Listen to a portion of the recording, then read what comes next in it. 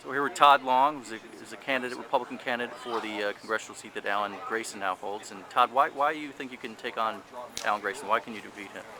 Well, I think that there's a lot of us conservatives that believe in the founding fathers and Reagan principles and values, the thing that made the country uniquely prosperous and great, and they've been completely abandoned. And I think that Alan Grayson got elected for the first time because the independents all voted against Rick Keller, who was part of a very failed Republican establishment.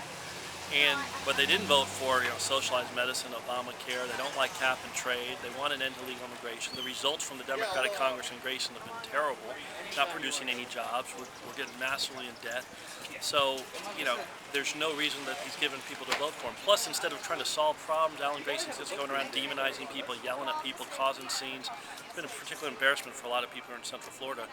I think they want a problem solver. So we got solutions to our national challenges, whether it's a fair tax, whether it's e-verified and illegal immigration, private health care solutions. I wrote a book of solutions called The Conservative Comeback. But I think the thing that people like about our campaign, it's not fluffy, it's very specific, very solution-oriented, and I think that's why we're going to win. What's the number one issue of people here in this congressional district? Well, I think it's the out-of-control federal government, complete abandonment of our Constitution, whether it's trying to socialize medicine, whether it's bailing out banks, corrupt banks and institutions, bailing out states. That's all unconstitutional. Earmarks unconstitutional. And the result of unconstitutional spending is you got a $14 trillion national debt. The country just completely lost its independence and strength. And it's a disaster for the nation. And plus, with the overtaxing of our population, all the jobs are leaving for China and India. It's very simple. You got to do what Reagan did. Reagan said, "I'm the commander-in-chief, but I can't do anything to help you out of this recession except one thing, which is give the people their money back." And that's why I'm a big fan of the fair tax. We got to stop penalizing people for creating wealth. Until every job creator in the planet come back to Central Florida, come back to the United States, you're not going to be penalized for creating wealth.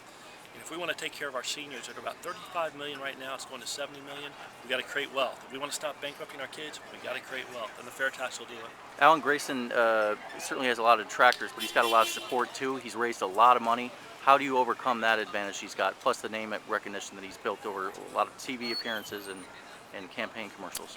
We have a district that's 1/3 Republican, roughly 1/3 independent, 1/3 Democratic. The independents know what's going on, hate what Grayson's for as far as cap and trade, not ending illegal immigration, bankrupting the kids, Obamacare. So no matter whether he has $1 trillion or $1 million, doesn't change the fact that they hate his voting record, hate the things he's been fighting for. What's going to happen in our particular race is whoever wins the Republican primary, the entire nation, because Grayson's such a national figure, is going to come in and fund the race, and the Palins and Romneys and Huckabees will come on in there. It's not just the Republican National Committee, but Republicans across the country will go fund whoever wins the Republican primary. So you'll see the money kind of even up. And just lastly, the entrance of Daniel Webster, who's a pretty well-known guy in the race, how does that change the Republican primary? And it really hurts two of the competitors who were in the field. Bruce O'Donoghue and Kirk Kelly were kind of representing the establishment, got the Stepnell Martinez vote. Dan Webster, 2001 through 2006, he's part of that establishment, one of the leaders, didn't criticize anything that the Republicans were doing. The difference, it's good for me because I represent totally different conservatism that believes in the fair tax, energy independence, stopping illegal immigration. The things I'm fighting for, Dan Webster doesn't fight for at all. He's a pretty conservative guy, though. He's very social conservative, but he was supporting Rich Crotty and a toll increase. The last thing a conservative does, that's a fiscal conservative in a recession, says let's increase tolls or taxes, take more money out of the private sector. So he's not been conservative when it comes to economic issues, supporting the fair tax, ending illegal immigration, wanting to drill offshore, use nuclear energy. He doesn't fight for any of that, hasn't fought for that. So my whole things that I'm for are much different than what he's for. But we're both social conservatives. Yeah.